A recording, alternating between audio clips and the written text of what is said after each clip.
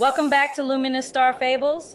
Today we're exploring a truth that every survivor needs to understand. Your ability to detach is not a matter of willpower, it's a matter of nervous system survival. When you've lived in a relationship where love was unpredictable, where affection was conditional, or where your identity was shaped around someone else's emotional storms, your body learns to stay on high alert. Your nervous system becomes trained to anticipate danger, to manage someone else's reactions, and to keep the peace at any cost. This is why detachment feels so hard.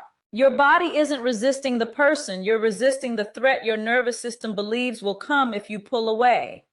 Detachment becomes possible when your body begins to feel safe again, when you regulate your breath, your thoughts, and your emotional pacing. You shift out of survival mode and into clarity. You stop reacting from fear and start responding from self-protection. You begin to understand that distance is not abandonment, it's healing. And as your nervous system stabilizes, you reclaim the ability to choose yourself without guilt, without panic, and without the emotional pull that once kept you trapped. Detachment is often misunderstood as emotional coldness, but for survivors of narcissistic abuse and codependent conditioning, it is a profound act of nervous system healing. When you've lived in environments where emotional unpredictability was the norm, your body adapts by staying hypervigilant. This survival state makes it difficult to pull away, even when the relationship is harmful. Your nervous system becomes conditioned to associate closeness with safety, even if that closeness is chaotic or painful. The challenge is not simply emotionality, it is physiological. When the sympathetic nervous system is activated, your body interprets detachment as danger. You may feel panic, guilt, or a sense of losing control. These reactions are not signs that you should stay. They are signs that your nervous system has been trained to equate self-abandonment with survival. Understanding this connection helps survivors release shame and recognize that difficulty detaching is a natural response to prolonged emotional stress. Healing begins when you learn to regulate your nervous system. Through grounding, breathwork, boundaries, and emotional pacing, your body slowly shifts out of survival mode. As regulation increases, detachment becomes less about escape and more about reclaiming your autonomy. You begin to choose peace over chaos, clarity over confusion, and self-protection over trauma bonding. Detachment becomes not an ending, but a beginning. The emotional fallout from destructive detachment styles such as sudden exits, emotional ghosting, or partners who leave abruptly when physical or actual expectations are not met creates a form of relational shock that psychologists often describe as betrayal trauma. Survivors frequently interpret these abrupt endings as personal inadequacy, especially if they have a history of actual misuse. Clinicians emphasize that this interpretation is a trauma echo rather than an accurate reflection of the survivor's worth. When a partner prioritizes intimate physical affection over emotional safety, the abandonment reveals the partner's limitations, not the survivor's failure. Trauma-informed practitioners help survivors understand that their slower pace, hesitation, or need for safety is a healthy protective response shaped by past experiences, not a flaw or a reason for rejection.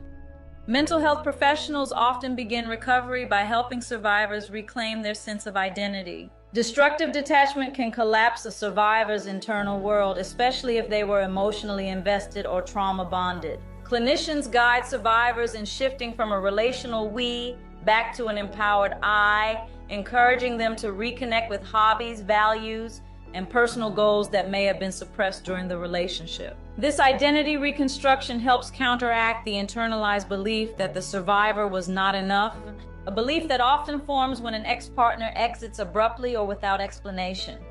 Cognitive behavioral strategies are another essential part of healing. Survivors often ruminate on unanswered questions, intrusive memories, or fantasies of closure. Therapists use CBT tools to interrupt these loops, such as thought-stopping techniques, cognitive reframing, and narrative writing. Writing an unsent goodbye letter, for example, helps the brain process the emotional rupture that the ex-partner refused to address. Listing the ex's harmful behaviors can counteract idealization and reduce the emotional pull that often persists after destructive detachment. These techniques help survivors regain cognitive clarity and reduce the emotional fog that follows abrupt abandonment. Establishing no contact is widely recommended by psychologists when dealing with partners who detach destructively. Abrupt exits often create cycles of intermittent reinforcement, moments of attention followed by long periods of silence that destabilize the nervous system. A structured period of no contact allows the body to recalibrate and reduces the addictive pull of checking messages, social media, or mutual connections. Clinicians also encourage digital boundaries such as muting mutual friends or avoiding triggering environments to prevent emotional setbacks while the survivor's nervous system stabilizes.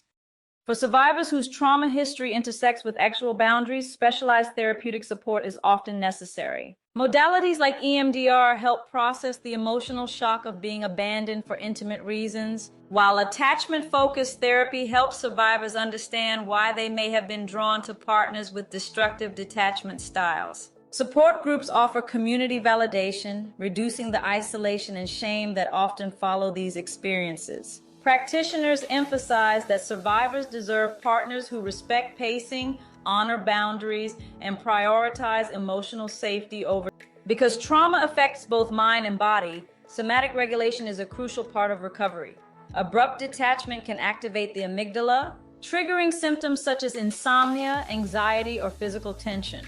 Grounding exercises, breathwork, and structured routines help calm the nervous system and restore a sense of internal safety. When the body begins to feel regulated again, survivors can think more clearly, make healthier decisions, and rebuild trust in their own perceptions. This physical stabilization is often the turning point that allows survivors to detach emotionally from the past and move toward healthier relational patterns.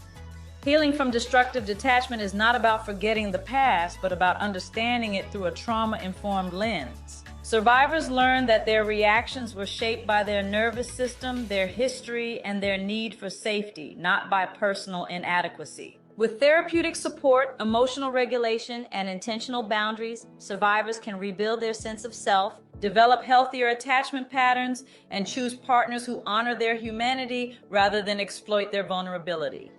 If you're ready to go deeper into this work, order my book on Amazon. Break free from narcissistic codependent relationships now. One of the chapters walks you step by step through how and when to detach from narcissistic relationships so you can finally reclaim your peace.